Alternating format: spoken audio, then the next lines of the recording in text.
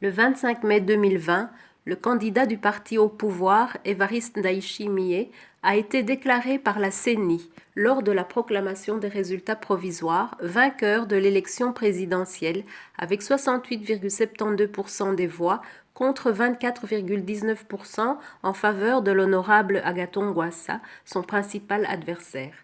De nombreux mandataires des partis politiques, des observateurs et témoins auront cependant relevé de nombreuses irrégularités ayant entaché le processus électoral, comme la non-publication des listes électorales avant le scrutin, l'arrestation des mandataires du parti CNL dans les bureaux de vote, le bourrage des urnes, des mandataires contraints de signer d'avance les procès-verbaux avant le dépouillement du scrutin, le vote à la place des morts et des réfugiés, des procurations multiples,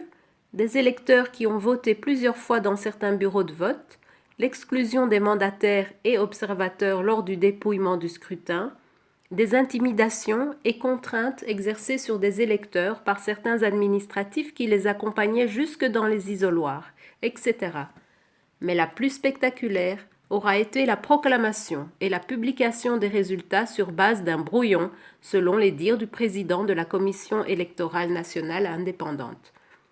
Il aura fallu que les internautes constatent la publication de scores parfaitement identiques dans 3 circonscriptions pour que la CENI retire le dit brouillon de son site internet. Suite à toutes ces irrégularités et bien d'autres, le président du CNL a déposé un recours à la Cour constitutionnelle qui a justement la compétence la plus large en matière de contentieux électoral, dont toutes les phases sont soumises à la vérification par la Cour. Elle est en effet compétente, spécialement en vertu des articles 78, 79 et 81 du Code électoral, pour vérifier la régularité du scrutin tant en ce qui concerne son déroulement que le dépouillement et l'établissement des résultats.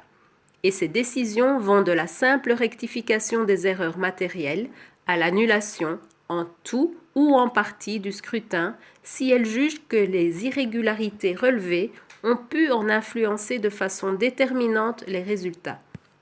Toutes les phases du processus électoral sont donc couvertes. Le MFFPS et tous les Burundais attendent de la Cour qu'elle dise le droit en toute indépendance, que la voix exprimée par le peuple soit la seule proclamée. Dans l'attente de la décision responsable de la Cour constitutionnelle, le MFFPS invite les acteurs politiques à laisser de côté leurs intérêts personnels pour privilégier l'intérêt majeur de la nation. Il exhorte enfin la population burundaise à rester calme, sereine et vigilante et à ne céder à aucune incitation ou provocation à la violence.